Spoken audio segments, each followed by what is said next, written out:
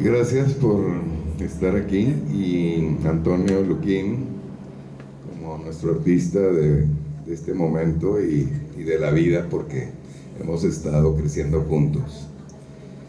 Y hay muchas cosas cuando me interrogan que veo en un artista o por qué estoy siguiéndolo o a la expectativa de lo que va a decir o cómo nos los va a expresar. Y es porque siempre he creído en una palabra. Cuando yo era muy joven, que no sabía qué iba a estudiar o a qué me iba a dedicar, yo decía que a la belleza, y era pues un término demasiado abstracto y demasiado amplio y demasiado todo. La belleza era en cualquier sentido para mí el orden, la armonía y mi condición como ser humano de existir. O sea, a través de la belleza yo justificaba mi existencia. Pues como que no he dicho nada, porque a veces luego a los amigos se me quedan viendo como que de qué se trata. Y recuerdo que cuando conozco a Antonio, él estaba en las artes, pero no estaba en la parte de creador. Y cuando empieza a aparecer, bueno, todo ese cúmulo que él tuvo de experiencias y de alguna manera lo hizo iniciar de una manera firme. Y yo veo hay muchas maneras de expresar y muchas maneras de decir algo, y cada uno tenemos esas posibilidades de corresponder. Hay gentes que dicen, bueno, entiendo esto, pero no entiendo esto, o esto, porque no van al fondo. Al final los artistas, como todas las religiones, buscaron algo o buscan algo. Y hace poco puse en mi página un texto que quiero leer, porque va mucho con nuestro momento como seres humanos y como creadores y como público. Lo escribe Luis Dodge. Dice: hoy el tiempo es tan acelerado que sufrimos una indigestión absoluta. Es un monje de Montserrat, doctor en antropología y teología por la Universidad de Tübingen. Y él está hablando aquí de 2-3 cosas que coinciden mucho ahorita vamos a hablar de Antonio y lo que él también comenta. Este es un hombre que tiene 80 años, se ha dedicado todo al estudio crítico de la cultura occidental y nos ofrece un diagnóstico lúcido que invita a resistir el pesimismo. Cuando nosotros sumamos todo lo que acontece o lo que percibimos en el alrededor, caemos como en un profundo pesimismo. O sea, bueno, ¿quién o cuántos van a poder modificar el estado de cosas que no convencen o simplemente están creando un gran desastre en el planeta? Y le preguntan a él, ¿cómo concibe usted al antropólogo? Y dice, yo me he centrado en la vida cotidiana, lo que llamamos la vida normal de la gente. Tengo la idea de que el ser humano depende mucho de los contextos que le dan sentido, para bien y para mal. Somos seres gramaticales, seres de palabras, nacimos sin palabras y a través de las palabras nos comunicamos en el mundo y comprendemos la realidad. Pensamos en función de las palabras que conocemos. La crisis actual es, según usted, una crisis gramatical. Dice él precisamente, cada semana cojo el tren para ir a Barcelona y como todo el mundo habla por el móvil, siento las conversaciones de otros viajeros y me quedo parado de la pobreza del léxico que utilizan. Es demasiado reducido y lo que no podemos llamar no existe. las artes, la poesía, la música, la danza, nos sirven para ensanchar el escenario sobre el que vivimos. Demonizar a los nuevos medios de comunicación y entretenimiento es una tontería, pero hay que ser conscientes de su ambivalencia. ¿Qué caracteriza a nuestra sociedad de hoy? Muchas cosas no son ni nuevas ni viejas, han dado siempre, como matices y con diferentes articulaciones culturales. Pero un hecho decisivo en la actualidad es la velocidad, que a la vez es causa de provisionalidad que lo invade todo, lo que conlleva, como todo, aspectos positivos y también negativos. El ser humano es ambiguo por naturaleza, es bueno y es malo, caprichoso y obstinado, en fin, conviven todos los aspectos contrarios que nos podemos imaginar. ¿Y a qué se debe, según ustedes, esta ambigüedad? A que el hombre es constitutivamente mitológico o logomítico. Si prefiere, los seres humanos trabajamos tanto con conceptos como con imágenes. La lógica necesita el mito, es decir, los conceptos necesitan... los seres humanos, bueno, es decir, los conceptos necesitan las imágenes y viceversa. Cuando se intenta eliminar una de las dos instancias, se caen dictaduras. Y la opresión, lo vemos en Hitler y en Stalin. El primero privilegia el mito contra la razón. El segundo lo hizo a la inversa, y ambos provocaron los grandes genocidios de la humanidad. Yo contrapongo dos modelos. La ilustración privilegia el concepto y a la lógica. El romanticismo a la imagen y el mito. Pero tanto la ilustración extrema como el romanticismo extremo producen monstruos, como aquel célebre grabado de Goya.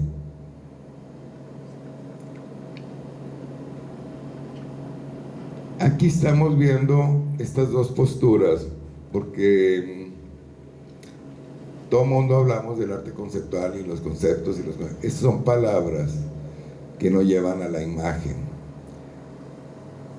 Y por otro lado tenemos la imagen que nos habla en sí misma.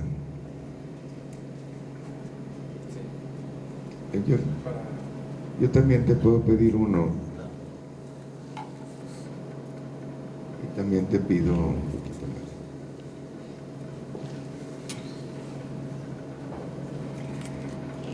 Siempre estamos en este espacio cerrado, en donde, si viéramos más allá, ambas corrientes nos podrían llevar a un final que sería la belleza. Yo cuando me pongo a pensar en las religiones, en Jesucristo, en Buda, en Mahoma, pues casi tienen los mismos principios y las mismas condiciones. Y muchas se generan estos diálogos que tienen con lo superior o con Dios, están en el desierto. A mí me gustaba caminar en el desierto. Yo tengo una casa en Villa García y a veces me voy 1 o 2 horas a caminar solo en el desierto. El desierto es muy imponente, es donde yo puedo estimar mi verdadera escala, quién soy dentro de esta magnitud, porque además vemos el desierto y creemos que no hay nada y está todo vivo, hay miles de insectos y animales y plantas, pero el panorama es, no hay donde cobijarte, estás frente a algo en donde te tienes que rendir. Cuando yo veía la obra de Antonio en diferentes épocas, siempre vi, él hablaba en una introducción a una especie de biografía, que él recibió una parte de su padre y una parte de su madre, en donde ambas lo constituyen, pero él llega un momento en donde tiene que elegir la ruta. Y él habla de lo que es el nómada y lo que es el que se queda en casa. ¿Cuál de los dos casos. El nómada pues se aleja, a veces pierde el recuerdo o regresa. Acuérdense de Regreso a Ítaca, bueno, Ulises, que cuando regresa ya nadie lo conoce, ya no tiene sentido su realidad, no le queda más que seguir navegando y buscar a las estrellas. Y su mujer ya tiene otros, su hijo no lo reconoce, el campesino no sabe que él era el rey, y él viene cargado de todas las experiencias jamás vividas, pero ya no tiene cupo. Y el otro que queda en sitio y tiene una imaginación desde su sitio y crea sus mundos. A mí me pasa, a mí me dicen, ¿por qué ya no has viajado? ¿Por qué ya no vas a Europa? Digo, porque desde mi cama voy y regreso al universo en un par de horas o en 5 minutos. Yo hago, la vez pasada estoy leyendo toda la parte que se da de los artistas en la época victoriana. Estoy leyendo, releyéndolos, y están ahí los prerrafaelistas, y bueno, ahí está también Oscar Wilde, etc. Y hay un dato de uno de estos escritores que dice: al fin me voy a dar tiempo para viajar por todo Inglaterra, me voy a preparar para el viaje. Entonces abre la maleta y empieza a echar su ropa, y voy a llegar a la estación, de ahí voy a llegar a la estación de Londres, y con sus atmósferas, los ruidos, el otro, después de ahí voy al hotel tal, al gran almuerzo, voy a comer tal, y después voy a ir a tal, y haciendo la maleta. Cuando termina, ya había ido a todos los lugares de Inglaterra en su imaginación, y cuando la cierra, la vuelve a abrir. ¿Ya para qué voy si ya lo vi, ya vi aquí? Parece un absurdo, una estupidez, pero es verdad. O sea, ¿para qué voy ahorita a ver qué? Si yo ya fui y vine con un pequeño libro, un texto, o con mi imaginación. Lo viví más intensamente que un espectáculo que me puedan brindar. En fin, yo quería preguntarle a Toño, porque aquí hay esta exposición en particular, el término frágil. Yo también siempre he pensado eso.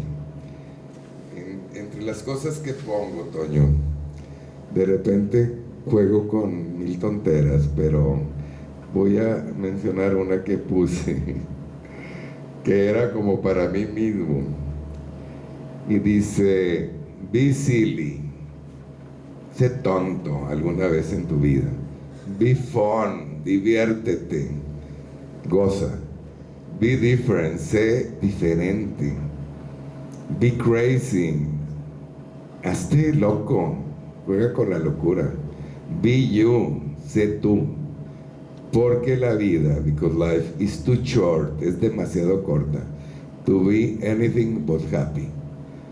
Para hacer cualquier cosa, buscamos antes que nada ser felices.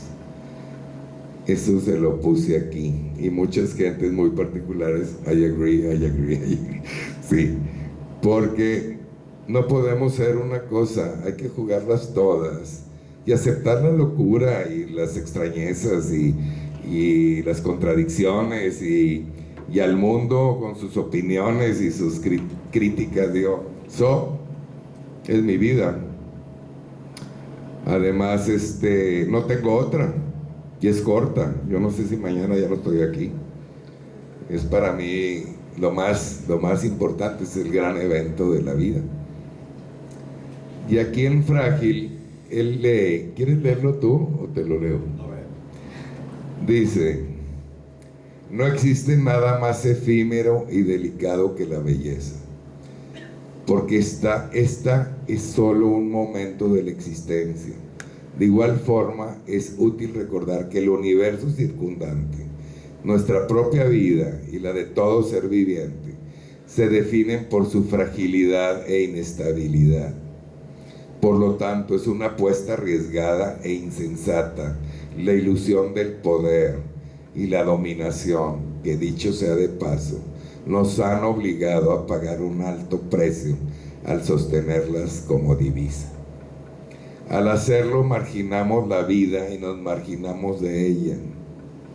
Al aceptar el reto de desnudar mis cuadros de habitual discurso urbano, me encontré que detrás del hierro forjado y el orgullo humano quedaba un universo casi virgen por explorar, y que era el sustento de aquel, un mundo ignorado, bello y frágil, que sin embargo es inagotable y misterioso a su manera, y que al ver despoblada la tela encontró el espacio libre para cubrirlo de verdor.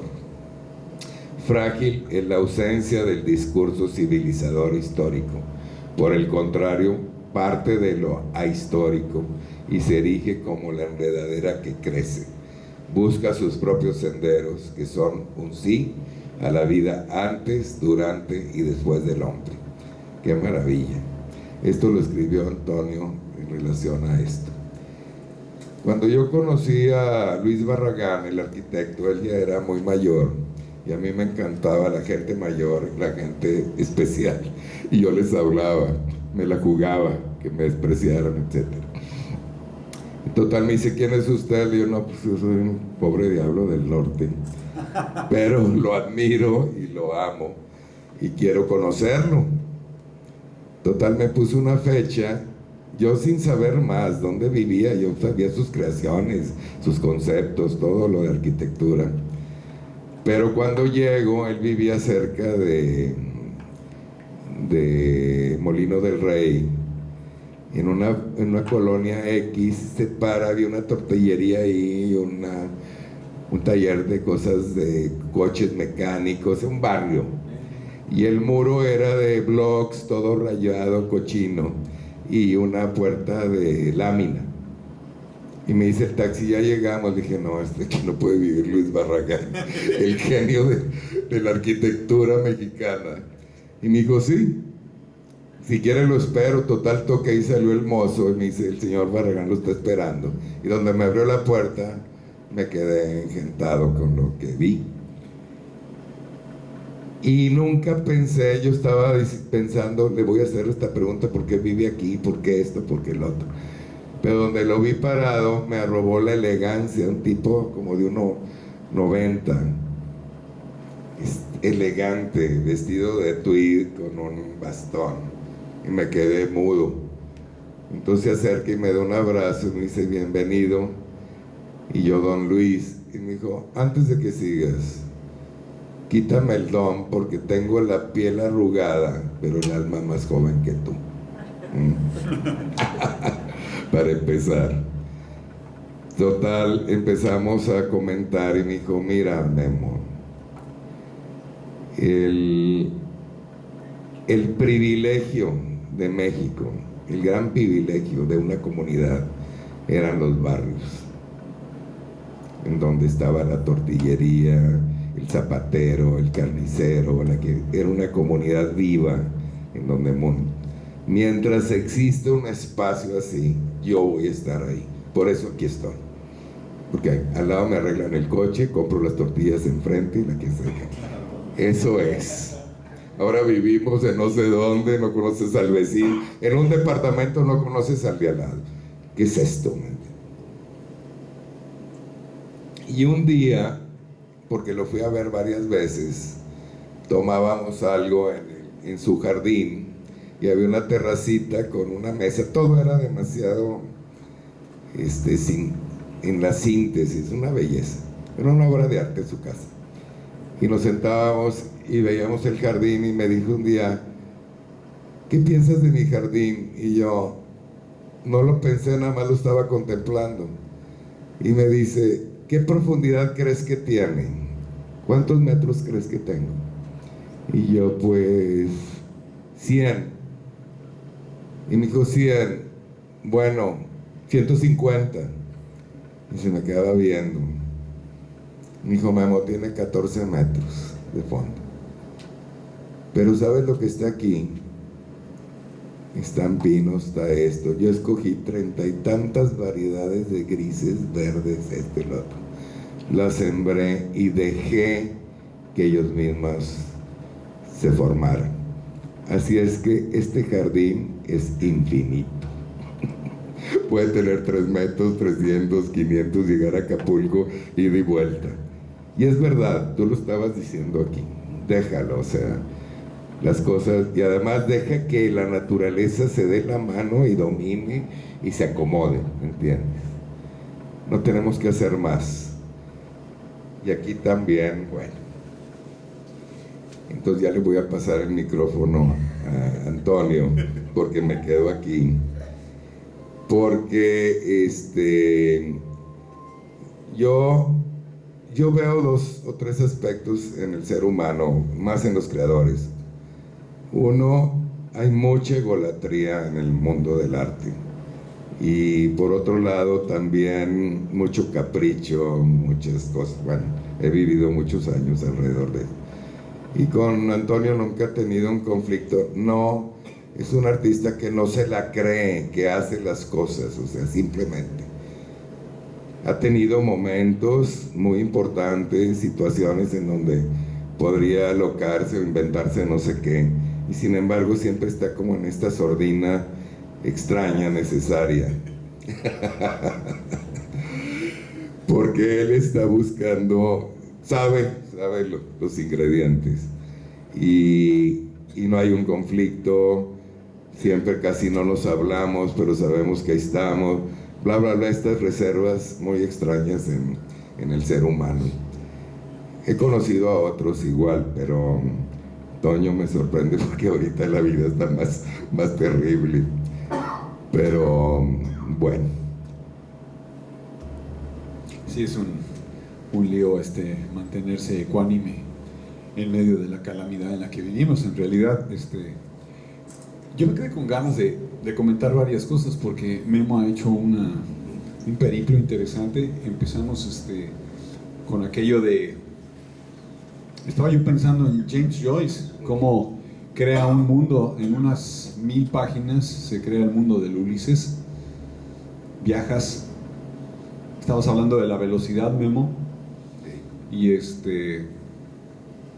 lo que realmente se necesita para leer ese libro y viajar por muchas partes es la quietud y la paciencia para dedicarle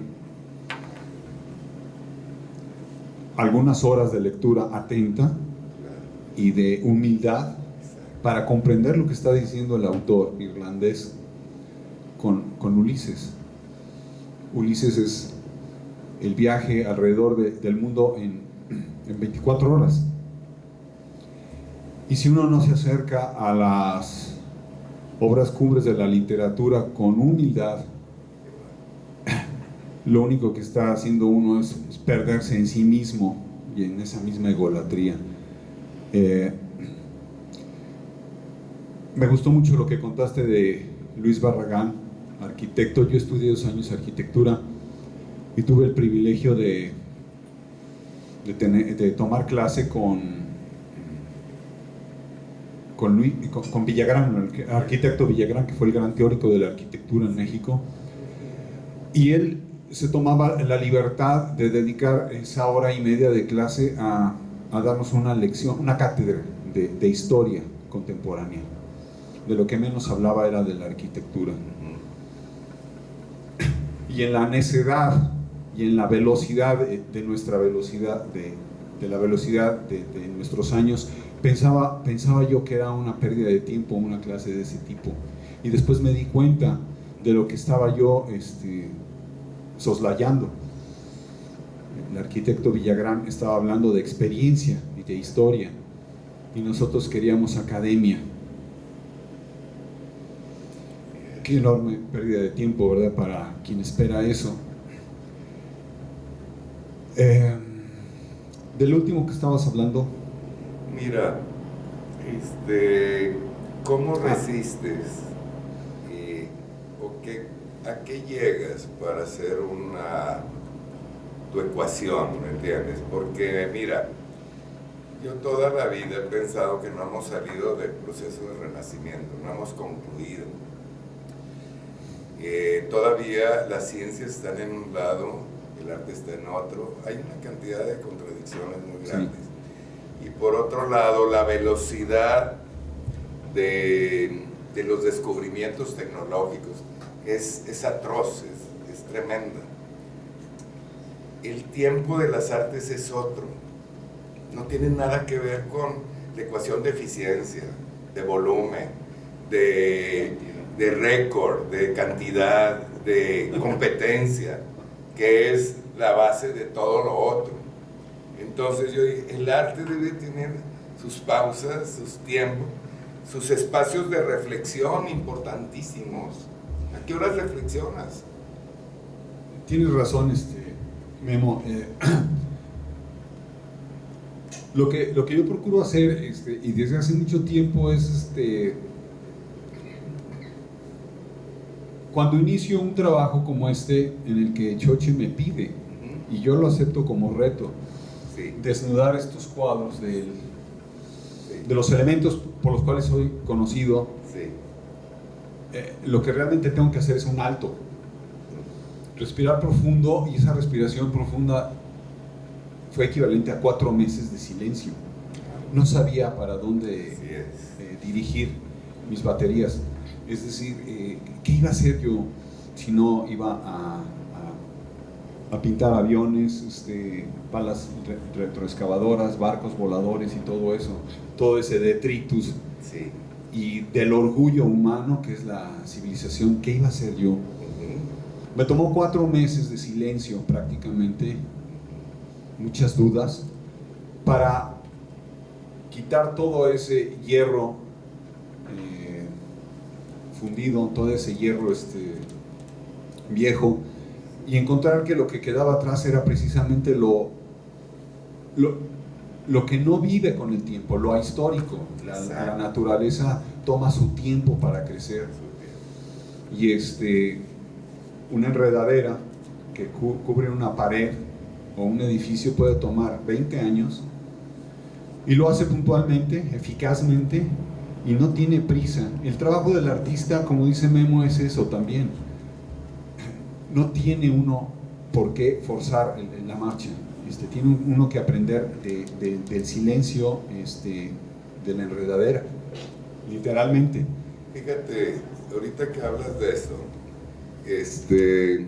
nosotros tenemos una organización que se llama el Hogar de la Misericordia, desde hace 20 y tantos años, y Luquín siempre nos ha proveído, los artistas nos regalan una obra cada año para unos fines benéficos, y el último cuadro de Luquín me sorprendió mucho, porque fue uno de los favoritos de todo el público, y me decían, es Luquín, sí.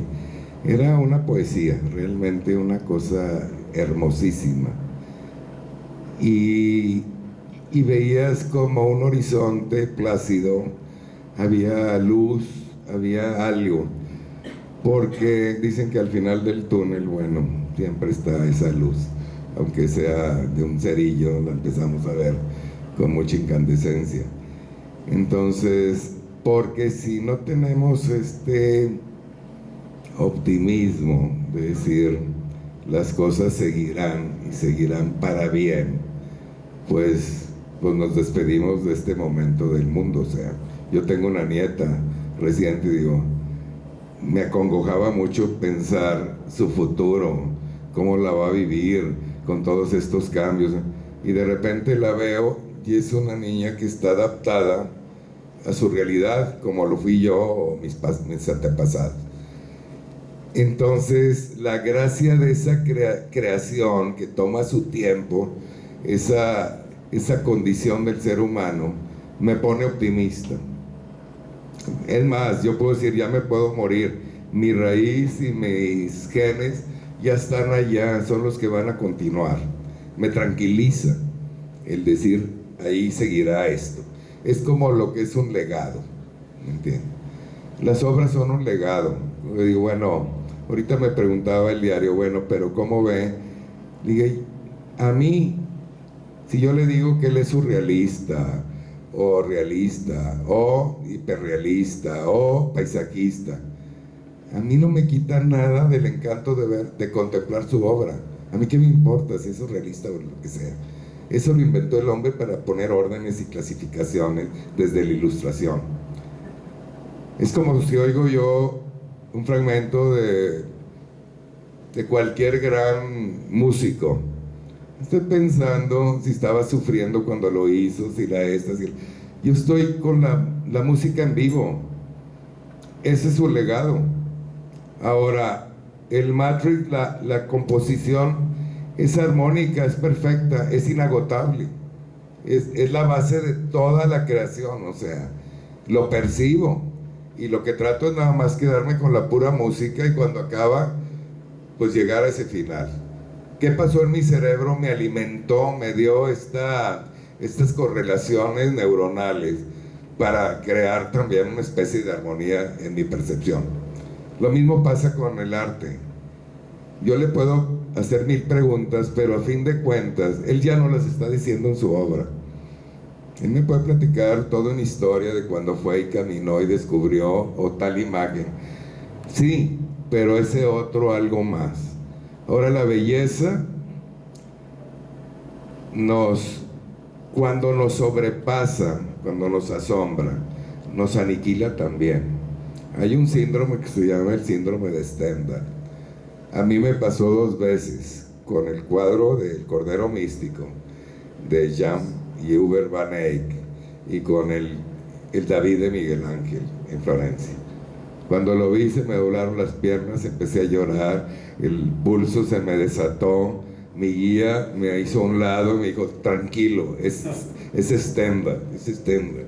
Y yo que era tal el asombro de los límites de belleza que yo tenía registrado que me aniquiló. Me pude haber muerto de un infarto, porque te sobrepasa, ¿me entiendes? Ahora lo resistes y ahora tienes otra dimensión, empiezas a ver en las cosas más simples, más extrañas, que ahí está la condición, la belleza está siempre en todo, ¿me entiendes? Bueno.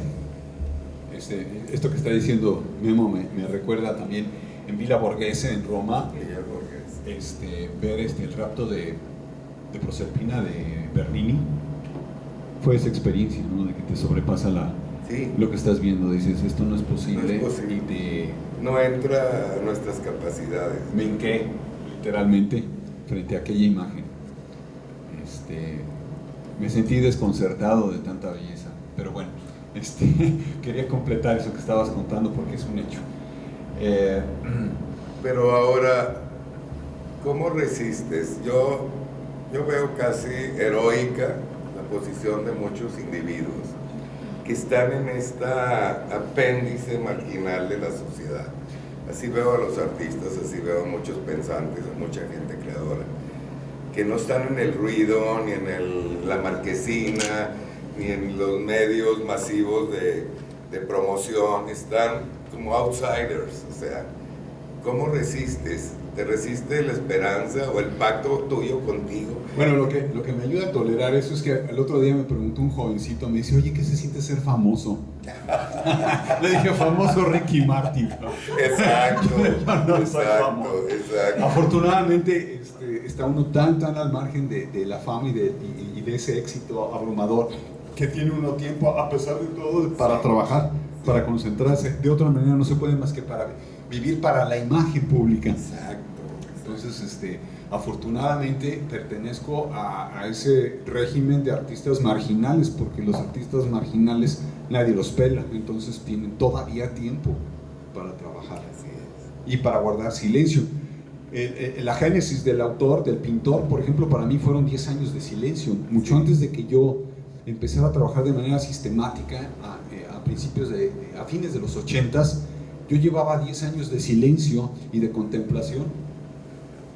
Realmente me dediqué a vivir.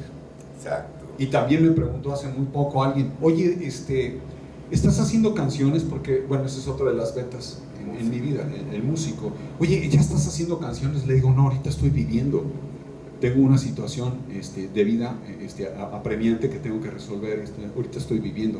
Más adelante, con todas estas emociones acumuladas, sale algo. No siempre se puede estar trabajando como una máquina, pero se puede hacerlo de una manera,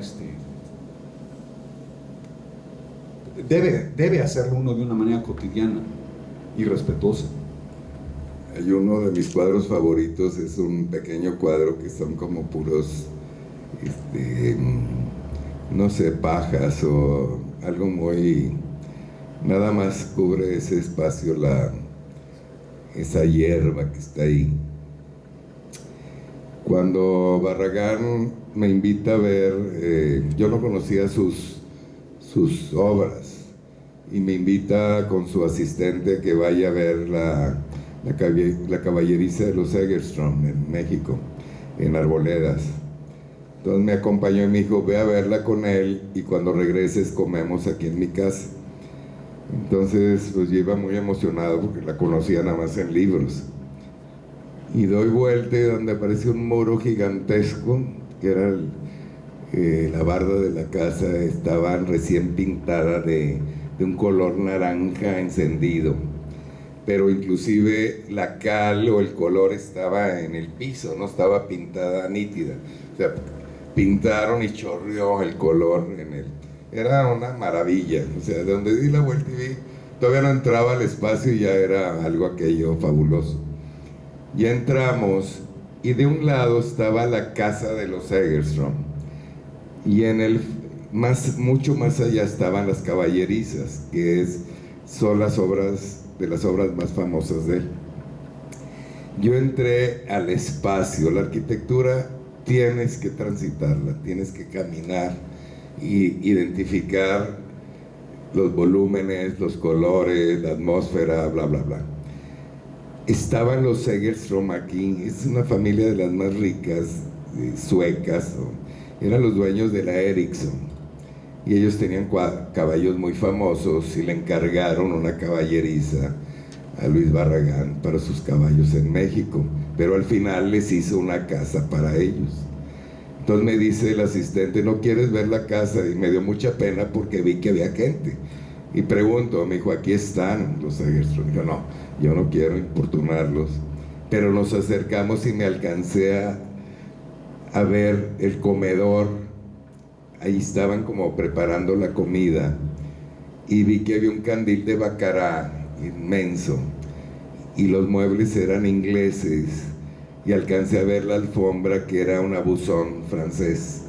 Y yo nunca me imaginé esto en un espacio de Barragán. Y Barragán era la síntesis, elementos muy minimales.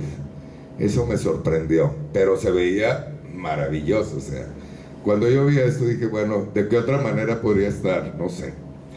Nos vamos a los caballos y estaban quitándole los arneses, venían de montarlos, y los caballos se metían al agua y había una gran fuente que caía y estaban bailando realmente. O sea, me tocó ver todo esto. Era el espacio tan armónico, tan hermoso, que era la plenitud de los caballos también. Y había solamente un gran árbol que era de un diámetro gigantesco, era un laurel de la India, enorme, gigantesco, era el único árbol ahí, a un lado del lago. Y yo estaba en silencio, nada más oía a los caballos que estaban retozando. Y yo decía, como que necesitaba, ¿cuál es la música de esto? El silencio. De repente venían dos grupos de patos chiquitos, como grupos de 8 o 9, y se empiezan a meter al agua y pillan como Bach, todos así cantando, y se empiezan a meter. Y yo, la música perfecta. O sea, era lo que le hacía falta a toda esta monumentalidad. Me acordé de una frase que decían, en los pequeños detalles está Dios. Ahí está la gran cosa. No en la monumentalidad, ni en los gritos, ni nada de eso. Cuando regreso, me dice Luis, ¿qué te pasó? Le dije, ay Luis, estoy conmovido. O sea, qué maravilla de lugar, de espacio. Ahora sí te comprendo. Pero estaba la familia Egerstrom. ¿Entraste a la casa? No, ¿por qué? Me dio pena, ¿me entiendes? Y le platiqué lo que sentí y me dijo, ¿y por qué no? ¿Por qué no podía haber un candil de bacará? ¿Por qué no podía haber un objeto ahí, ¿me entiendes? Se armonizaba, ¿me entiendes? Y la otra le dije, ahora te voy a decir algo, una estupidez. Llegaron unos patitos que entraron y se cuadró todo el escenario. ¿Qué crees que me dijo? Se levantó y me dio un abrazo. Me dijo: eres la única persona en toda esta historia que los ha descubierto.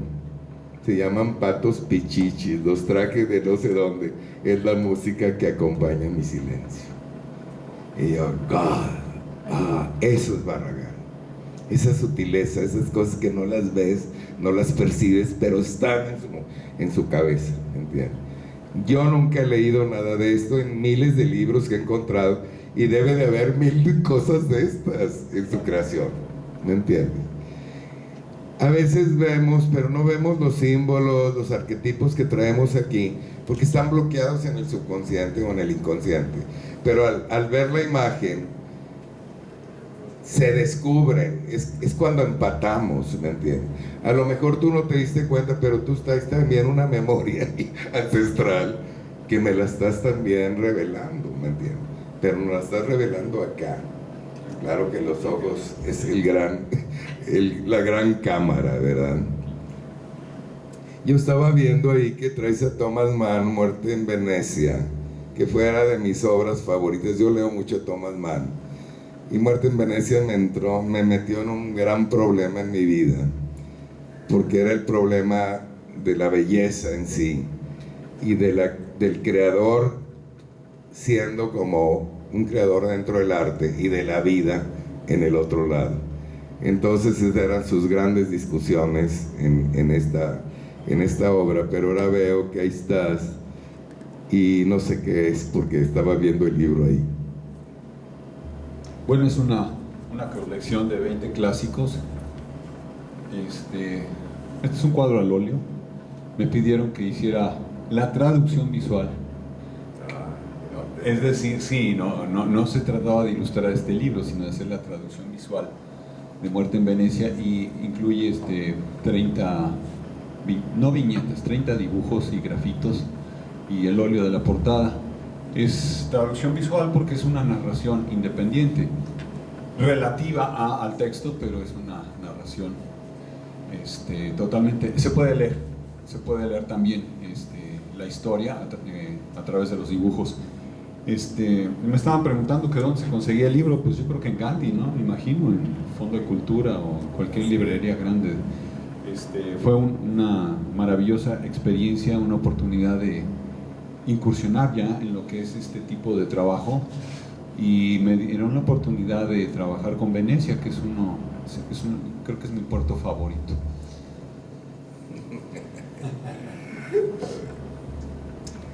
Bueno, ¿nos puedes decir algo de miren, en la belleza de la... sí, ahorita les paso el micrófono. ¿Te quieren preguntar algo? ¿No? Yo siempre vi en las obras de Luquín algo que me atraía, pero con cierta... A mí me afecta mucho ver que se degraden las cosas, pero a la vez amo la degradación. O sea, es una contradicción muy rara. Cuando me dicen: ¿por qué te gusta tanto París? Si es la ciudad más decadente del planeta. Me gusta por decadente. ¿Me entiendes? No es Londres, no es decadente. Entonces la viejita con su sombrero y su perro y su bolsa de pan, y eso me fascina, ¿me entiendes? Ellos han pagado un alto precio por seguir en esa decadencia. Y por otro lado, como yo tengo una casa en Villa García que la recuperé, que era de mi familia. Cuando me la entregan, una sección de la casa, es una casa muy grande, estaba habitada, y la otra estaba sepultada de muchos años, es de 1800. Cuando entramos ya para preservarla, fuimos revisando cada espacio, las vigas, los muros, y cuando me abrieron el comedor, que tenía 40 años de no abrirse, todas las paredes estaban afinadas a mano. Y entonces las ondulaciones de los muros, tú veías los registros de la mano que las estucó. Y cada pequeña ondulación tenía cúmulos de polvo de 40 años. Entonces había como estalactitas de polvo.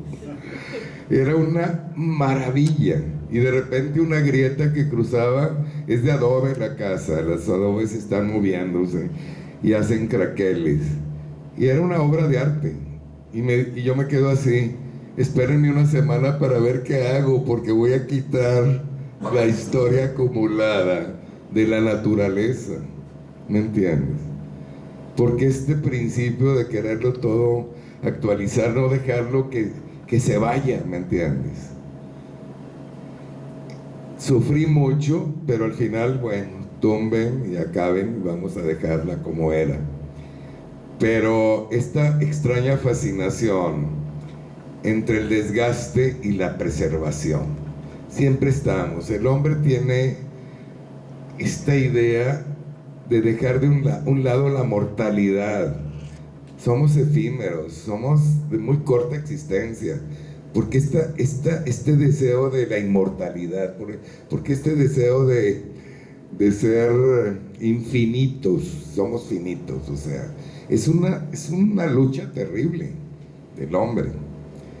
Ahora, la mejor manera es como cuando los nogales sueltan sus hojas, a mí me limpian y me queman, y digo, no, déjenme todo así. A veces ando caminando con un medio metro de hojas, porque siento el otoño, siento el invierno, siento la necesidad de la descarga y la fertilización del suelo con las hojas. Es una cosa de un equilibrio maravilloso, ¿me entiendes? Pero esta higienización, esta limpieza, quitarte la arruga, verte como no sé, ¿qué es esto? ¿Me entiendes? Es como ir en contra de las reglas naturales de la condición humana o de la existencia, ¿me entiendes? Todo esto viene porque cuando veo tus obras veo esta lucha del desecho o de la ruina y de la naturaleza sobre de ella. O sea, ¿quién va a ser el ganador a fin de cuentas? ¿Me entiendes? La naturaleza no se va a detener. Hace poco fui a una casa aquí en un espacio que está por Rinconada,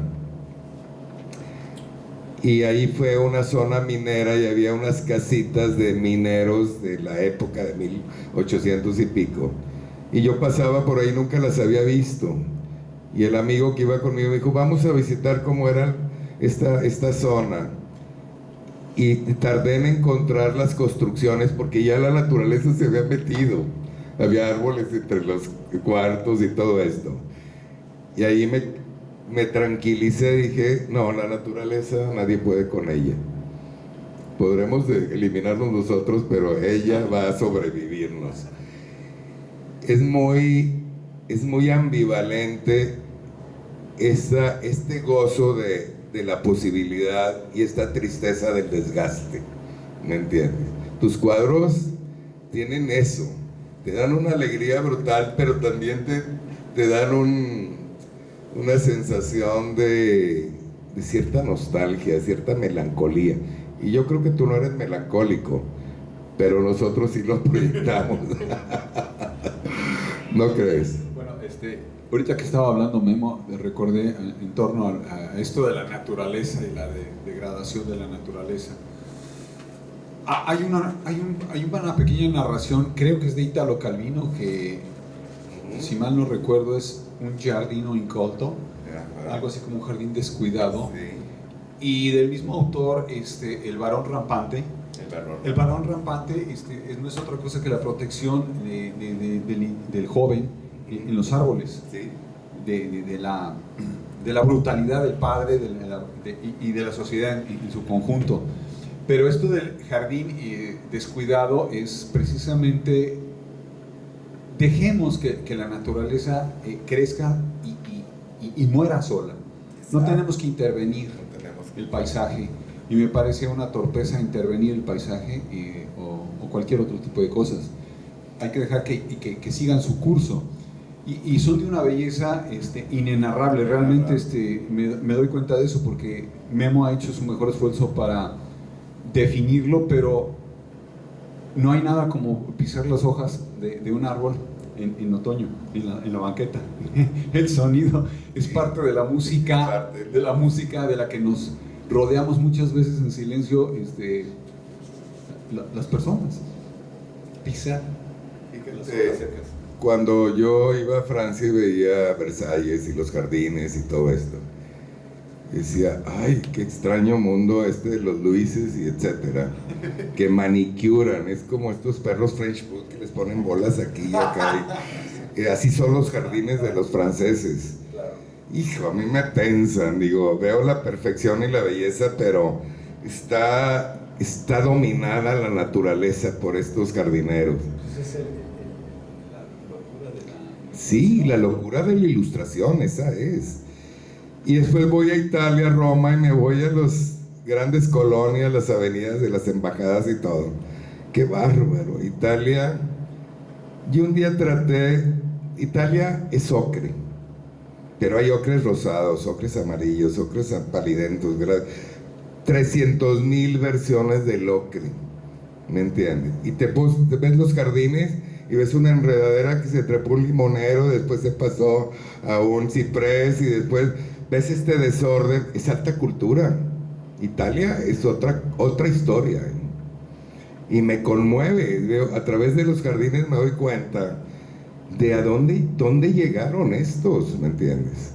Y todavía dónde está esos genes, porque ¿me entiendes? Ahí está más. A mí me tocó ver la gran exposición de María Magdalena, desde Donatello hasta Chagall, en la Galería Uffizi, en Florencia. Cuando yo entré, estaba la Magdalena de frente de Donatello y ya no podía más, y era la primera obra. Después seguía caminando, había como una especie de oscuridad, un túnel donde estaban los Rembrandts, todas las obras del periodo de Flandes, con grandes candelabros con luz de vela. Así vi Rembrandt, nunca en mi vida. Y yo dije, ¿cómo pueden los italianos meter velas a un museo si está erradicado? Pues les vale. Porque fueron pintados con luz de vela. Yo vi Rembrandt como era, debería de verse, con la luz vibrante, ¿me entiendes? Una maravilla. Después, cuando la María Magdalena se había despojado del pecado y de todo, y entró en este éxtasis como espiritual, gasas blancas, porcelanas maravillosas, era una luz, había salido del pecado y del desorden al éxtasis, ¿me entiendes? Cada espacio estaba museografiado de esa manera, ¿no? Una maravilla. O sea, Italia, no te la acabas, ¿me entiendes? Es el país de los santos. Sí, es país de los santos y de todo. Bueno, por último voy a leer un textito que Mara te dedicó. Y dice, tropiezo con aire cerezo. En el viaje de los días, el sonido verde de hierba sostiene y suaviza la planta de mis pies. Seguir el vuelo de colibrí, seguir otros atardeceres y pintar con su luz. ¿Quién no es frágil? Los primeros pasos son siempre difíciles. Si las serpientes mudan su pellejo, ¿por qué el mono o el hombre no puede cambiar de rumbo? ¿Quién lo dice? ¿Por qué entonces le sirven sus dos pies? El camino es largo, el mar espera y sobre todo una roca. Sobre una roca se ha de edificar la voluntad. La tormenta ha terminado. Salir para volver a la luz, salir para aclarar la mirada, para escuchar el silencio de la turbina y oír el susurro de una chicharra. Sigo por donde pasa la vida, las montañas me regalan su sentido de perspectiva y de ahí parto para homenajear el campo de batalla. Camino a contratiempo y doy frente a la vida, acurrucando mi humanidad en los brazos de la bóveda que me abraza y aceptando las bienaventuranzas pasajeras, hasta que el camino haya terminado y la luz haya descendido. Bueno, muchas gracias. Y si hay alguna pregunta, pues la hacemos.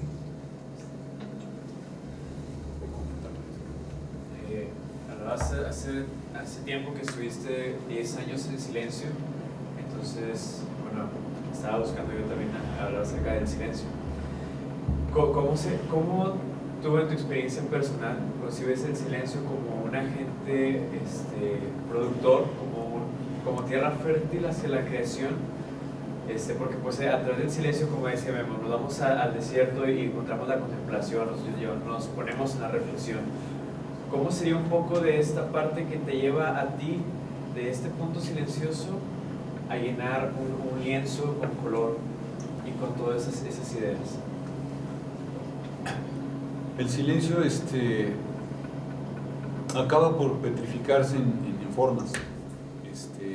Es un periodo de la vida del joven, y así lo dice Orozco en la Universidad de Guadalajara. Son los 4 estados, no, en la capilla del Hospicio Cabañas son los 4 estados del espíritu. Uno de ellos es la contemplación, y pasan años, la gente, los jóvenes sobre todo, contemplan, observan el mundo con azoro, aprenden en silencio, y se van llenando de experiencia, pero no la dejan salir, la están procesando dentro de sí, que es lo que estoy diciendo de mí mismo. La procesas durante un tiempo hasta que llega un momento en que la tienes a flor de piel y sale. Ya, es el momento de crear. El hombre en llamas, por ejemplo. Por ejemplo, lo que realmente a mí me movió a la pintura fue conocer la obra de José Clemente Orozco. Yo ya conocía la obra de muchos pintores, incluso había visto ya obra de José Clemente Orozco, pero cuando realmente, lo que realmente me afectó fue conocer la obra de gran formato de José Clemente en Guadalajara. De hecho, hice un viaje un año, mucho antes de saber que yo era pintor. Estuve un par de meses en Guadalajara estudiando los murales de José Clemente Orozco, y ese fue el que me invitó a pintar, no a teorizar, ni a estudiar, ni nada. Ver la obra de Orozco me llevó a emularlo, a pintar. ¿Sí? Poco a poco ese silencio se iba convirtiendo en algo material. Iba tocando las yemas de mis dedos y iba pasando al pincel, se convirtió en creación después. Al principio fue acumular experiencias, sentimientos incluso, para que una vez colmado el vaso se derrame y empiece el periodo creativo del artista, y puede tomar muchos años, y no puede uno desesperarse en ese proceso porque es parte del crecimiento. Así es como yo lo viví, una larga temporada, hasta que me asumí como pintor. Dije, es tiempo de que todo eso que he recibido, todos esos dones, toda esa información, yo la traduzca y haga lo que tengo que hacer. Ya estuve estudiando mucho tiempo esto, ya no puedo perder más tiempo en conocer la obra de otras personas, ni de archivarla, porque también trabajé en Bellas Artes.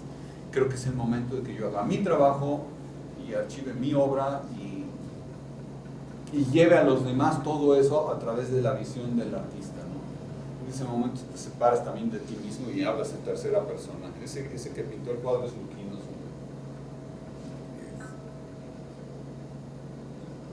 ¿Más? ¿Algo más?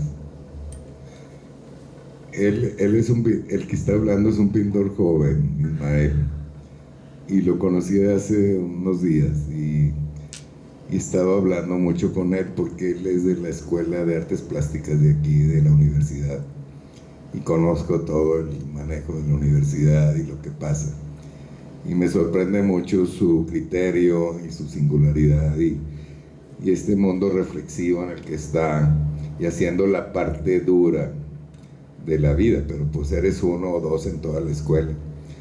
Entonces, por supuesto, el trabajo del pintor, una vez que decides que es tu ámbito, sí, es el 100%. Es el 100%.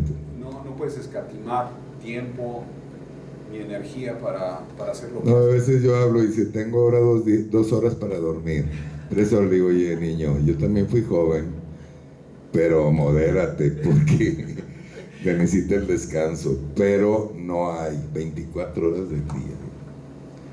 Entonces, pues, No sé si bendecirte o decirte que Dios te bendiga. Además no lo escoges, hombre. El arte tú no lo escoges, el arte te escoge a ti. Y no hay salida. Muchas gracias, Señor.